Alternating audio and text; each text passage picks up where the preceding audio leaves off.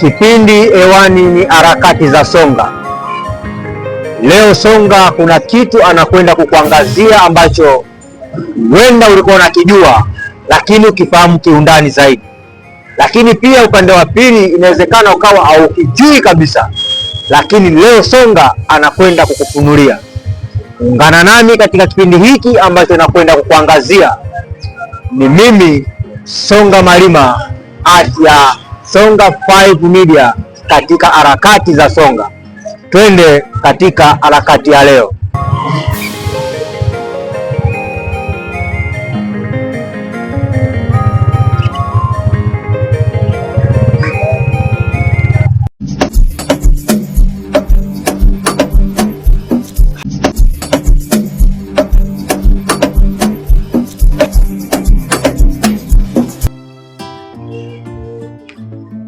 Habari mpenzi mtazamaji wa kipindi hewani ni harakati za Songa. Leo harakati za Songa zinakwenda kuangazia katika kanisa moja lijulikanalo kama Port Jesus Ministry, ambalo lipo mkabala kabisa na kituo kinachoitwa kwa bibi maeneo ya Kirungule. Kanisa hili lipo bondeni kidogo, ambapo hapo awali palikuwa pakijulikana kama ni eneo la uvuvi wa samaki. Maeneo hayo walikuwa wakivuliwa ni samaki kama aina ya kambale na perege, na pia palikuwa ni sehemu ambayo watu wengi wanajamii wa hapa walikuwa wakipatumia kama sehemu ya kilimo cha umwagiliaji kulingana na maji ambayo yalikuwa yanapatikana katika bonde hili. Kwa kifupi, historia ya eneo hili imejumuishwa pamoja na mihili ya watu ambayo ilikuwa ikiokotwa katika bonde hili. Wengi wanasema ilikuwa ni mihili ya kafara ambayo ilikuwa ikitupwa na watu katika maeneo haya kipindi cha masika ya mvua. Lakini kwa sasa panapatikana ufufuo wa kiroho na uvuvi wa roho zilizokufa na kuhangaika. Leo harakati za Songa zinakwenda kumwangazia kijana mmoja ambaye hapo awali maisha yake yalikuwa ni ya mashaka, tabu, dhiki na mafarakano yaliyojazana katika nafsi yake. Lakini baada ya kumpokea Yesu Kristo kuwa Bwana na Mwokozi wa maisha yake, amebadilika sasa na kuwa kijana mpya kabisa. Ungana nami katika kipindi hiki uweze kusikia yapi aliyoyapitia, magumu gani, na kwa sasa amepata faraja gani baada ya kumpokea Yesu. Karibu katika kipindi hiki.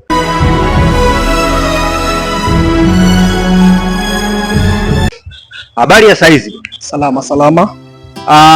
Kwa majina yako kamili unaitwa nani? Naitwa Mwalimu Peter kutoka kanisa la Port Jesus Ministry. Peter, ningependa kufahamu machache kuhusiana na wewe hapo awali na hivi sasa baada ya kumpokea Yesu. Ni nini maisha yako ambayo uliyoyapitia hapo awali? Zaidi ya yote, tungeomba utufahamishe, una familia, una watoto au la? Ndio, nina familia, nina baba, nina mama. Ndio, na nina baba kiroho. Na kwa wengi vijana unapozungumzia swala la wokovu linawapa mashaka, wanasema wokovu sio sasa. Wewe imewezekana vipi kupokea wokovu? Haikuwa rahisi kwangu mimi, lakini ilikuwa rahisi kwa uweza wa Roho Takatifu ambaye ni Yesu Kristo. Aliponitoa huko imekuwa ni vyepesi sana, kwa sababu yote yasiyowezekana kwa mwanadamu kwa Mungu yanawezekana. Umezungumza ya kwamba hapo awali haukuwa umempokea Yesu. Nini maisha yako ya nyuma kabla ya kumpokea Yesu? Uliishi maisha gani? Ndugu mtangazaji, maisha niliyoishi nje na wokovu yalikuwa maisha ya anasa kwa ukubwa sana. nilikuwa katika anasa ya kuvuta sigara, nilikuwa navuta bangi, nilikuwa na kunywa pombe, nilikuwa nacheza kamari sana, mtu wa kubeti. Lakini baada ya kumpokea huyu Yesu amebadilisha maisha, yaani kanibadilisha kwa viwango vikubwa sana. Umezungumzia kitu kimoja hapa ya kwamba ulikuwa una beti. Leo vijana wengi wamegeuza kama ndio msingi na biashara ya kufanya, kwa kuacha kufanya chochote zaidi ya kufikiria kubeti. Wewe ulikuwa ni mmoja kati ya mwanga ambao ulikuwa unahusika katika swala la kubeti. Amina. Unaweza ukawafahamisha nini wapenzi watazamaji wako ya kwamba hii kubeti ni kweli watu wanapata au ni maneno tu yapo? Ndugu mtangazaji na we mtazamaji unanitazama, kubeti ni kubashiri. Kwa hiyo katika kubashiri kuna kupata na kukosa. Asilimia kubwa katika kubeti kukosa ni kwingi kuliko kupata. Kwa hiyo wasifikiri wanavyofikiri kwamba watu wanasema kubeti wanapata faida. Hapana, faida ni chache sana, ila hasara ni nyingi sana, kwa sababu kula mara moja, furaha mara moja, lakini huzuni mara tatu mara nne. Kwa hiyo si jambo la kujifunza kwa yule ambaye bado, si jambo la kujifunza kabisa, na yule ambaye yupo si jambo la kuendelea, maana unapoteza muda, unaponda muda. Karibu Poti ubadilishwe tabia ya kubeti.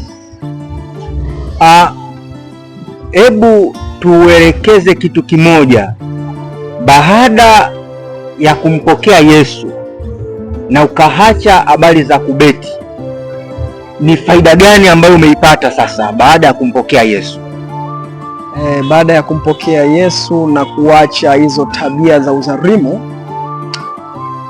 nimekuwa naishi maisha ya furaha sana, maisha ya amani, maisha ya kuaminika, kwa sababu ukiona beti huwezi kuaminika, kwa sababu unatengeneza mazingira ya kwamba wewe utakuwa na madeni huku, utakuwa na madeni huku, hautoendesha familia vizuri. Lakini baada ya kumpokea huyu Yesu Kristo na kufika mahali hapa Port Jesus Ministry, kupokewa na baba yangu mtume na nabii Uwezo, amenilea katika roho, nimeacha hizi tabia na naona faida kubwa sana, kwa sababu naaminika katika jamii, naaminika katika familia pia. Baada ya kuokoka kwa sasa, wewe una huduma gani katika kanisa hili la Port Jesus Ministry? Mimi ni pastor hapa, nipo chini ya mtume na nabii Uwezo. Nipo katika maombi na maombezi, na pia kwa ushauri zaidi mwenye tatizo mbalimbali tunafanya ushauri. Tangu umeokoka, familia inatambua kwamba umeokoka? Amina. Je, familia imepokeaje jukumu hili wewe ulipookoka? Kwa upande wa mama na baba wamelichukulia jambo kuwa ni jambo jema, kwa sababu wao pia wapo katika wokovu. Lakini kwa upande wa ndugu hawajaichukulia sawa, kwa sababu wanaamini makanisa ni makanisa tu ya kitapeli. Kwa hiyo hawakupendezwa na hicho kitu, walitamani nibaki tu katika hali ya kawaida, kwa sababu kuokoka pia utatengwa na ndugu na jamaa na marafiki, kwa sababu ya wao wakiwa wapo katika giza, wewe ukiwa katika nuru, kuna mpishano lazima utakuwa. Kipindi hewani ni harakati za Songa, ambazo zinakwenda kumwangazia kijana ambaye hapo awali hakumjua Yesu, lakini kwa sasa amemjua Yesu na anaona faida za kuwa na Yesu ndani yake. Na zaidi ya yote, kama tulivyomsikia, ameweza kuachana na mengi aliyokuwa akiyafanya hapo awali, hususani swala kubwa la kubeti kwenye upande wa kamari, lakini kwa sasa ameachana nalo. Bwana, samahani, kuna faida nyingi zipo kwa Yesu, lakini wengi hawajajua faida hizi za kuwa na Yesu. Hebu kama mtumishi wa Mungu unawaeleza nini vijana ambao hawajampokea Yesu kuhusiana na hili swala la wokovu. Wokovu ni nini kwa kifupi na kibiblia? Huenda huyu anayekusikiliza leo akawa ni mtumishi wako siku moja ambaye anahitaji kujifunza kumjua Yesu ni nani. Kwa kifupi, wokovu ni maisha mapya ya kuishi katika maisha ya kumpendeza Mungu. Kwa hiyo ukiokoka, unaacha tabia zote ambazo hazimpendezi Mungu, unaachana na dhambi.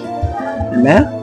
Na pia nataka niwape faida kupitia maandiko matakatifu. Yohana 10:10 unasema, Yesu anasema yeye ndiye njia na kweli na uzima, mtu hawezi kwenda kwa Baba ila kwa kupitia yeye. Maanake anatuambia faida ya kumpokea Yesu. Yesu yeye ndiyo njia na kweli na uzima. Maanake kashajiweka wazi kwamba yeye ndiye njia na yeye ndiyo kweli na yeye ndiyo uzima wenyewe, kwa sababu ukiwa na Yesu utakuwa na uzima.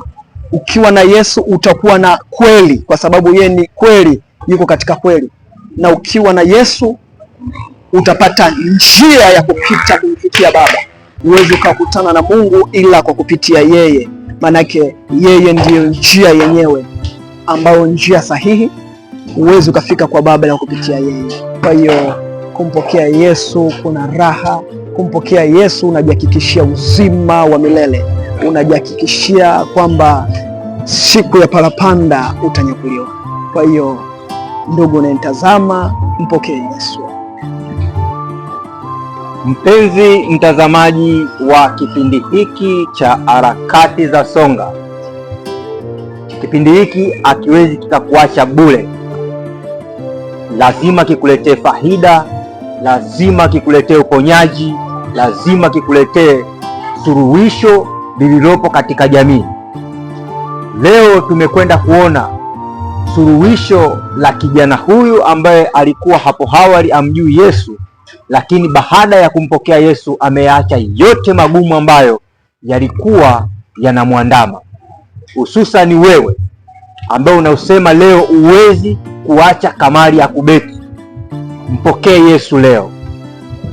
Amekuwa ni ushuhuda Peter kwa kusema alikuwa ni mbetije mkubwa na mzuri ambaye alikuwa hawezi kukaa bila kufikiria swala la kubeti, lakini leo hii kamari ameiacha baada ya kumpokea Yesu. Songa Media @ Songa 5 Media YouTube, Port Jesus Ministry, nikiwa pamoja na wewe katika kukuletea kile ambacho kinawashinda wengi, lakini kwa Yesu kinakwenda kufanikiwa. Karibu Port Jesus Ministry. Bwana Yesu asifiwe sana. Ndugu watazamaji mnanifuatilia, na wasalimu kwa jina la Yesu Kristo wa Nazareti. Napenda kukutangazia habari hii njema, wewe uliye mbali na mazingira ya hapa Port Jesus Ministry, uliye mbali na Kilungule Mbagara. Karibu sana kanisa letu lipo Mbagala Kilungule, linaongozwa na mtume na nabii Uwezo Kasongo, mimi nikiwa mtumishi hapa Port. Tunakukaribisha sana ewe mwenye shida mbalimbali, mwenye tabu, mateso, uliyekosa kazi, uliyekosa mtoto, njoo kwa mtume na nabii Uwezo Kasongo, atakuwekea mkono na utapata hitaji lako. Pia tuna ibada yetu muhimu sana ya Jumapili ijayo, ibada ya kuvunja na kusambaratisha kila vifungo na nira za laana za familia. Kutakuwa na maombi na maombezi ya viwango vya juu sana. Njoo ndugu mwenye shida mbalimbali, tunakukaribisha sana. Utakuja kuhudumiwa na mtume na nabii Uwezo Kasongo. Ibada zetu zinaanza asubuhi na mapema sana, saa 1:30 mpaka saa 4:30, pia saa 4:30 mpaka saa 7.